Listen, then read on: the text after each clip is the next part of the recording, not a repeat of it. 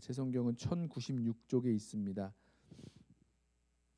예레미야 28장 12절부터 마지막 절 17절까지 우리 찾으셔서 한 절씩 교독하고 마지막 절을 함께 읽겠습니다.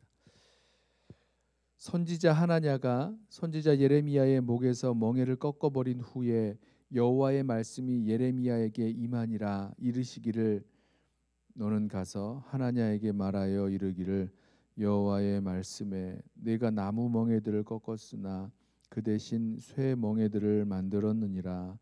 만군의 여호와 이스라엘의 하나님께서 이와 같이 말씀하시니라.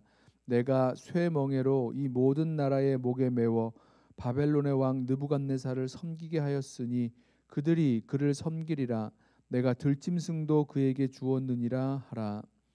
선지자 예레미야가 선지자 하나냐에게 이르되 하나냐여 들으라. 여호와께서 너를 보내지 아니하셨거늘 내가 이 백성에게 거짓을 믿게 하는도다. 그러므로 여호와께서 이와 같이 말씀하시되 내가 너를 지면에서 제하리니 내가 여호와께 패역한 말을 하였음이라. 내가 금년에 죽으리라 하셨느니라 하더니 선지자 하나냐가 그의 7째 달에 죽었더라. 아멘.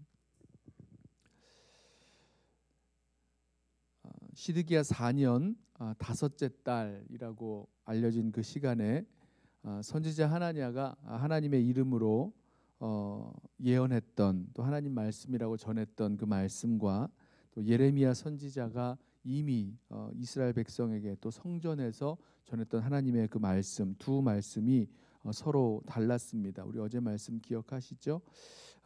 이 하나냐 선지자는 하나님 이름으로 예언하기를 이미 이 바벨론에 옮겨갔던 그 성전의 기구들을 하나님께서 2년 안에 돌아오게 하실 것이다. 하나님이 바벨론 왕의 멍에를 꺾을 것이고 이 유다의 모든 포로들을 돌아오게 하실 것이다. 이렇게 예언하였습니다. 그러면서 예레미야 선지자의 목에 걸려 있었던 나무로 된 그 멍에를 빼앗아 꺾어 버렸습니다. 예레미야 선지자의 그 예언의 말씀은 계속 항상 같은 말씀이었죠.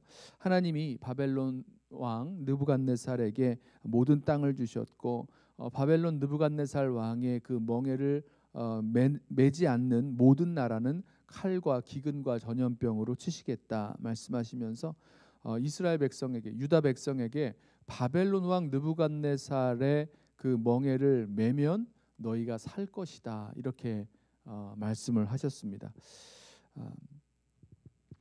예레미야 선지자의 그 예언과 정반대되는 그 선지자 하나냐의 그 예언. 자, 이제 하나님의 말씀이 무엇인지 분별할 수 있는 아주 중요한 타임이 돌아왔습니다. 서로 다른 두 말씀 사이에서 하나님의 말씀을 분별할 수 있었던 그 이유, 다시 하나님의 말씀이 예레미야 선지자에게 임했고요. 하나냐가 꺾은 그 나무 멍에 대신에 하나님께서 이 꺾지 못할 쇠 멍에를 모든 나라에게 메우게 하시겠다. 그래서 바벨론 느부갓네살 왕을 섬기게 하시겠다라고 말씀하셨습니다. 또 하나냐는 거짓 예언을 해서 이 백성들이 그 거짓된 것을 믿게 했으니 하나님께서 이 하나냐에게 내가 금년에 죽으리라 이렇게 말씀을 하셨어요. 자, 이 말씀이 전해지고 나서 하나냐는 2달 뒤 오늘 말씀 이제 28장 초반에 나왔던 28장에 나왔던 오늘 말씀이 그 말씀이 선포된 시드기야 4년 5째 달이었는데요. 그리고 나서 7째 달 그러면 2달이 지나는 거죠. 그래서 시드기야 4년 그 7째 달에 이 하나냐가 정말로 죽었습니다. 그렇게 끝났어요. 자, 말씀이 선포되고 확증되는 모습으로 볼 수 있죠. 그 2달 만에 이 하나냐의 죽음 말입니다. 이 하나냐 선지자의 이 죽음을 보고 이 하나님의 그 말씀을 제대로 전하지 않았구나, 거짓 예언이었구나라는 것, 그리고 예레미야가 전한 그 말씀이 정말 하나님 말씀이구나. 자, 이 말씀을 정말 둘 사이에서 유다 백성들이 분별하고 예레미야 선지자가 전한 말씀이 하나님 말씀인 줄로 알았을까? 그런데 이 말씀을 이제 잘 보면 이제 시드기야 4년 내 지금 이 일들이 일어난 거거든요. 그런데 말씀이 선포되어지고 5년이 지난 후에 시드기야 9년에 바벨론의 침공을 받습니다. 그리고 11년에 예루살렘이 함락되죠. 뭐 예레미야서 마지막 장을 보시면 이 시드기야 왕이 두 눈이 뽑혀서 바벨론으로 끌려가게 되는 모습으로 맞춰지죠. 저는 말씀을 묵상하면서 명백하게 하나님 말씀을 분별할 수 있는, 하나님의 뜻을 분별할 수 있는 그런 아주 중요한 기회가 왔다라고 저는 생각했습니다. 이 말이 하나님 말씀인지, 이 뜻이 하나님의 뜻인지 아닌지 분별할 수 있는 아주 중요한 그런 증거라고 할까요? 그런 모습이 이 하나냐 선지자의 죽음을 통해서 한 2달 만에 이스라엘 백성에게 온 거죠. 그때 성전에서 이 예레미야 선지자가 선포를 했었고, 또 동시에 하나냐도 이제 제사장들과 또 유다 백성들 앞에서 이 선포를 했는데요. 자, 이 서로 다른 선포를 들었던 제사장들과 백성들은 이 하나냐의 죽음을 보면서 예레미야 선지자가 전한 그 말씀이 하나님 말씀으로 분명하게 분별할 수 있을 아주 그런 중요한 기회가 왔었습니다. 하지만 결국은요, 하나님 말씀을 듣지 못했고 분별하지 못했고 결국 이 바벨론의 침공을 받고 시드기야 9년에 침공을 받고 또 11년에는 멸망돼서 끌려가게 되는, 그러니까 침공으로 죽거나 포로로 끌려가게 되는 결과를 얻게 됩니다. 결국은요, 이렇게 중요하게 분별할 수 있는 그 기회가 왔음에도 불구하고 분별하지 못하게 됐다는 거죠. 왜 그랬을까? 왜 이렇게 아주 분명한 이 분별할 수 있는 증거가 있었고 기회가 왔는데 왜 하나님 말씀을 그대로 듣지 못했을까? 아마도 이 제사장들과 이 백성들의 마음에는 자기가 듣고 싶은 것들만 들으려고 했었던 그런 마음들, 또 하나님의 주권을 인정하지 못하고 있었던 그런 이유들, 자기 생각과 또 자기가 원하는 판단을 그래서 옳고 그른 것, 좋은 것과 나쁜 것을 판단하려는 모습들이 있지 않았을까라는 생각을 해봅니다. 저와 여러분에게도 이와 같은 일들이 분명히 있습니다.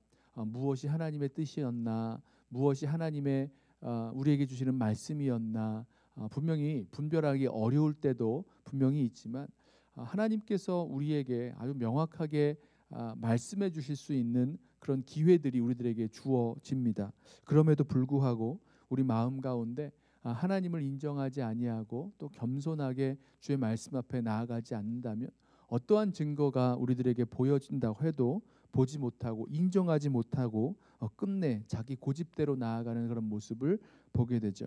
사랑하는 성도 여러분, 오늘 명백하게 하나님의 말씀이 무엇인지 두 말씀 사이에서 명백하게 하나님 말씀이 무엇인지 분별할 수 있었던 그 기회를 놓쳐버린 이 제사장들과 백성들의 그 모습을 우리 기억하면서 우리가 하나님께서 우리에게 말씀해 주시는, 그리고 기회를 주시는 그 분별의 기회를 주시는 그때를 정말 잘 분별할 수 있도록, 그리고 하나님 말씀을 순종할 수 있도록 우리에게 이렇게 겸손한 마음과 또 하나님을 인정하는 그런 마음들을 더하여 달라고 우리 함께 우리 자신을 돌아보며 주님의 은혜를 구하며 나아가는 저와 여러분 되시기를 축원합니다. 기도하겠습니다.